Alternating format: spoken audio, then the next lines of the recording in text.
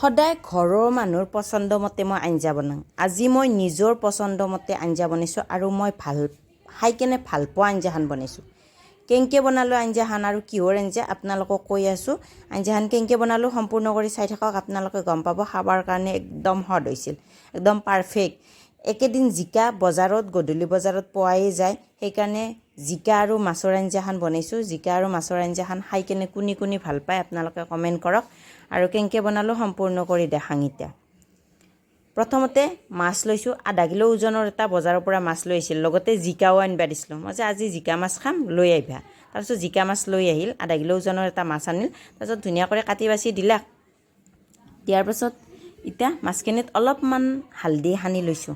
হালধিখিনি তেলত দিলে অলপমান লাগি ধৰে, সেইকাৰণে অলপমান আগতীয়া কৰি মাছখিনিত সানি লৈছোঁ হালধিখিনি, তেতিয়া ভাল আৰু। এতিয়া মই মাছখিনি ভালকৈ ভাজি লওঁ। কেৰাহীত তেল দি দিলোঁ। কেৰাহীত তেলখিনি গৰম হোৱাৰ পিছত সকলো তেলখিনি লগাই দিছোঁ যাতে মাছখিনি ভাঙি নাযায় আৰু। এতিয়া মই মাছখিনি ভালকৈ মিডিয়াম কৰি ভাজি ল'ম, মানে একদম কাঢ়া কৰিও নাভাজোঁ, আধা ভাজা কৰিম। তেতিয়া মাছৰ মিঠা মিঠা লাগি থাকে, মিঠা জুতিটো থাকি যায়। বেছি কাঢ়া কৰি ভাজিলে আঞ্জাত দিয়া মাছটো বেছি সোৱাদ নহয়। তাৰপিছতে ভিডিঅ'খিনি যদি চাই কিনে আপোনালোকৰ ভাল লাগে তেতিয়াহ'লে লাইক কমেণ্ট কৰিব। যদি ফেচবুক পেজৰ ফালৰ পৰা চাই আছে পেজটো ফ'ল' কৰি দিব। যদি ইউটিউব চেনেল ফালৰ পৰা চাই আছে ইউটিউব চেনেলটো ছাবস্ক্ৰাইব কৰি দিব। ভাল লাগিলে এটা কমেণ্ট কৰি থৈ যাব। মাছখিনি একদম মিডিয়াম কৰি কেনে ভাজি ল'লোঁ, কাঢ়া কৰি ভাজা নাই কৈছোঁৱে আগতীয়া কৰি।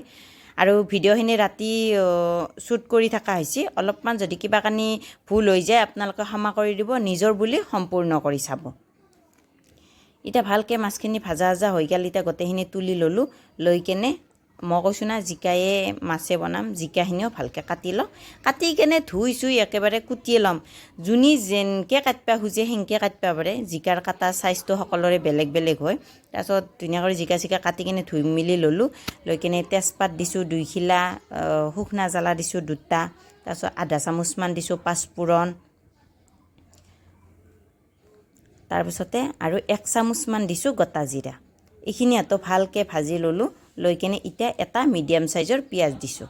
পিঁয়াজখিনি ভালকৈ একদম গল্ডেন কালাৰ নোহোৱা আৰু অলপমান ৰঙচুৱা হোৱা কৰি ভাজিছোঁ পিঁয়াজখিনি। পিঁয়াজখিনি ভালকৈ ভাজা হোৱাৰ পাছত একেলগতে হালধিও দিছোঁ।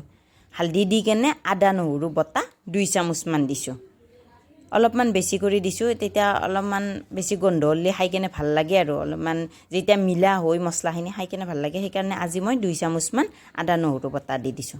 আদা নহৰু বটাখিনিটো 1 মিনিটমান সময়ৰ কাৰণে ভাজি লৈছোঁ, ভালকৈ যাতে ভাজা যায় আৰু নহৰুৰ গোন্ধটো নাথাকে। এনেকৈ ভাজা যোৱা কৰি ভাজিলোঁ, ৰঙা কৰি ভাজি লৈ কেনে এতিয়া মই কুটি যি লৈছিলোঁ জিকা আৰু আলুখিনি সেইখিনি দি দিছোঁ।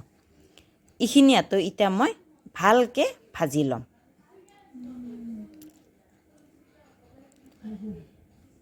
ভালকৈ ভাজা হৈ গ'ল। এতিয়া মই সোৱাদ অনুসৰি নিমখ দিছোঁ। এইখিনি জোখ কৰি কেনে দিব, যিমানটো পানী লাগে আপোনালোকৰ পৰিয়ালৰ অনুযায়ী সিমানখিনি দিব।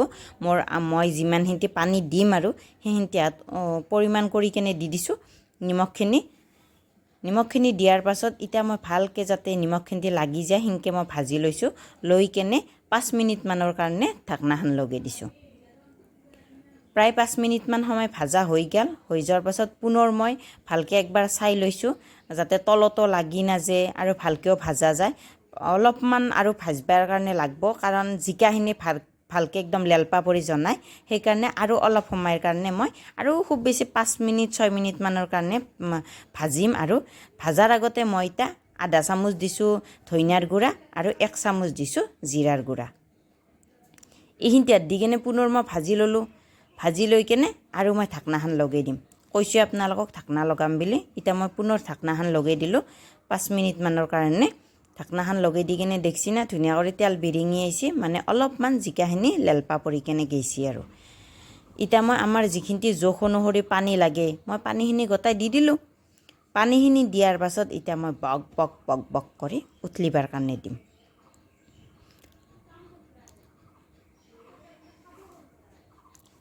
উতলিবা ধৰছি লাহে লাহে কৰি, সেইকাৰণে মই মাছখিনি দিছোঁ। মাছখিনি কিছুমানে শেষত দিয়ে, কিন্তু আচলতে জিকাৰ আঞ্জা বা যিখিনি জোলৰ আঞ্জা বনাই যায় সেইখিনি প্ৰথমতে দিব লাগে, তেতিয়াই মাছৰ সোৱাদটো ওলাই যায়।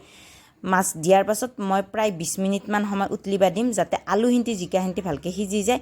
আলুও ধুনীয়া কৰি সিজি গ'লে সিজি যোৱাৰ পাছত ইটা মোৰ আঞ্জাখন প্ৰায় ৰেডি হৈ গ'ল গেছটো অফ কৰি দিলোঁ আৰু ৰেচিপিখিনি সম্পূৰ্ণ কৰি আপোনালোকক দেখাম দেখছি না কালাৰ ইমান ধুনীয়া আহিছে ৰাতি হ'লেও দেখছি না নাই কালাৰ ইমান ধুনীয়া আহিছে আপোনালোকে বনাই কেনে খাব আজিলৈ আহিছোঁ দিয়ক বাই বাই নতুন ৰেচিপি এটাৰ সৈতে আপোনালোকক পুনৰ লগ পাম বাই